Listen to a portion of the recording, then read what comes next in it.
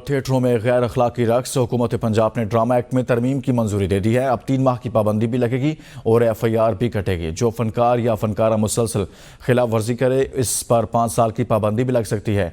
ABN news ने drama act में तब्दीली के नोटिफिकेशन की कॉपी हासिल कर ली है। हुकूमत पंजाब ने ड्रामा एक्ट में इस वक्त तब्दीली की है। अब 3 माह की पाबंदी भी लगेगी और FIR भी कटेगी। मुसलसल खिलाफ वर्जी करने पर 5 साल की पाबंदी भी लग सकती है। थिएटर में गैर अखलाकी रक्स का मामला था। इसी बारे में बात करते हैं मोहम्मद अली नासिर से। मोहम्मद अली नासिर, बताइए, क्या कानून में तरमीम की मंजूरी दे दी गई है? जी बिल्कुल, थिएटर पर गैर इखलाकी रक्स और गंदी जुगतें लगाने वाले फनकार अब हो जाएं होशियार, क्योंकि हुकूमत पंजाब ने ड्रामा एक्ट के कानून में तरमीम की मंजूरी दे दी है। अब 3 माह की पाबंदी भी लगेगी और FIR भी कटेगी। जो फनकार या फनकारा मुसलसल खिलाफ वर्जी करेगा, उस पर 5 साल की पाबंदी भी लग सकती है।